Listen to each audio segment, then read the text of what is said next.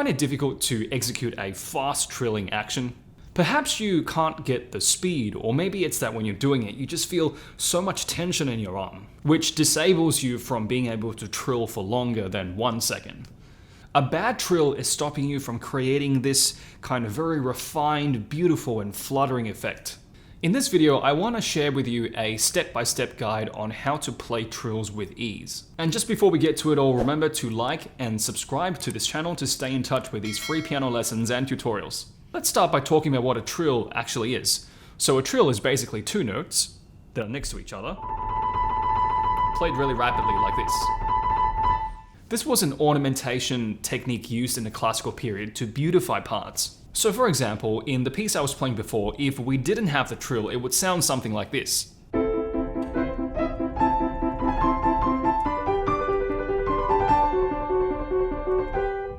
But of course, this composer wanted to make it a little bit more interesting, so he did something like this.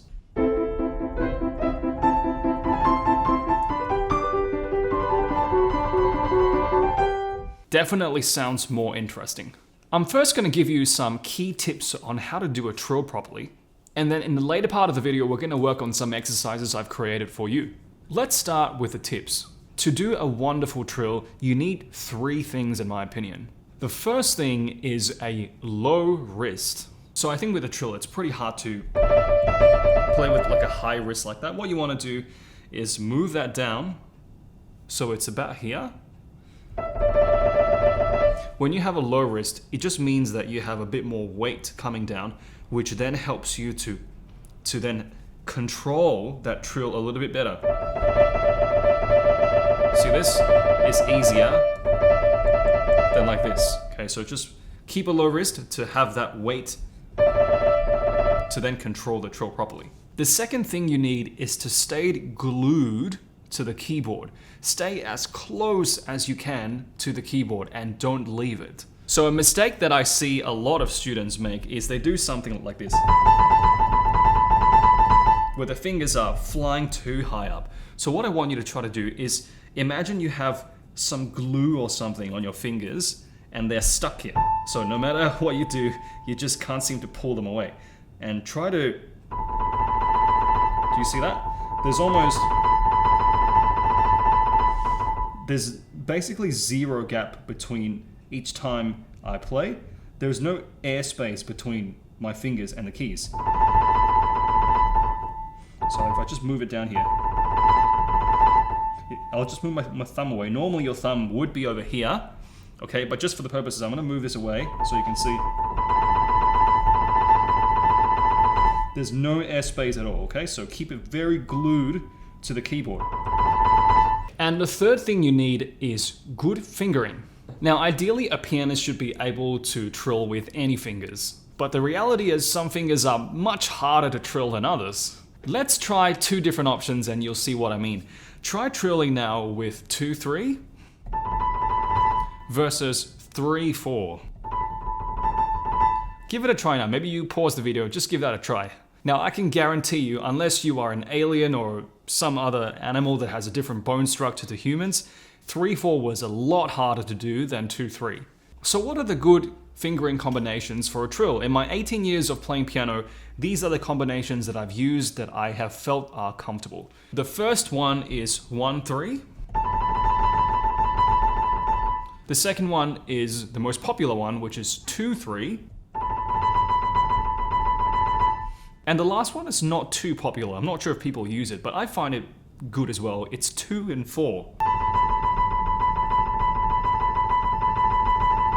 If you have other good fingerings to share, make sure you comment below because I love to learn from you too. So those are the 3 things you need. You need a low wrist, you need to stay glued to the keyboard, and you also need good fingering to do a good trill. Using these 3 tips, let's get into doing some exercises on the piano. Let's do this exercise on the notes D and E. So first, I want you to hold down the D and do a very short trill between D and E. So something like this.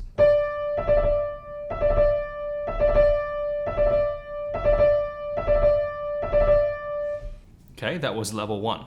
Let's move on now to level 2. Level 2 is where you hold the E and you are doing the short trill but from the E, like this.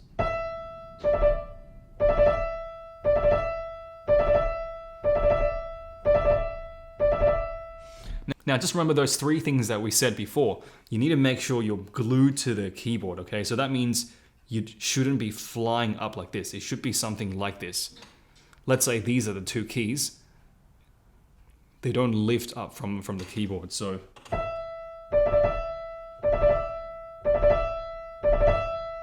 Okay, let's move on to level 3. Level 3 is where you hold down the D and you're trilling for a little bit longer.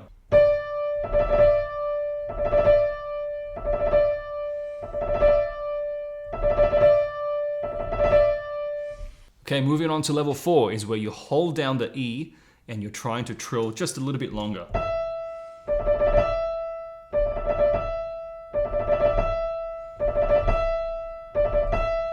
And just as you're doing these levels, every time you stop, just make sure you just completely relax your hand before you start trilling again. Each time you trill, it's actually you'll feel a little bit of tension, and then that's normal because it's a highly, coordinated exercise. But each time you relax, I want you to think about, like, for example, dropping 20 kilos of shopping, just relaxing. And when you're trilling, you're a little bit tense, and that's okay if it's a little bit tense. But every time when you stop again, try to really relax. So relax, relax, relax, relax. Just make sure you have those points of relaxing so that you can actually trill properly.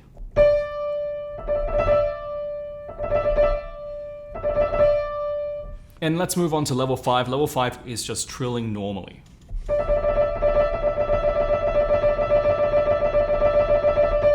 How did you go? Let me know in the comments. Just one extra tip I have for you before we sign off. Trilling on a white note is not too bad. Trilling on a black note is also not too bad, so.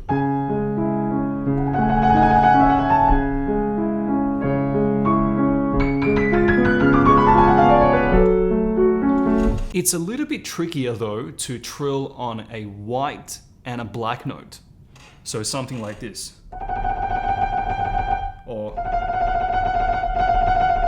And the reason the white and black combination is a little bit difficult is because the black note is actually a bit taller than the white note. I don't know if you've actually thought about this before. So when you look from this perspective, you can see the black note is actually a little bit taller than this white note, right?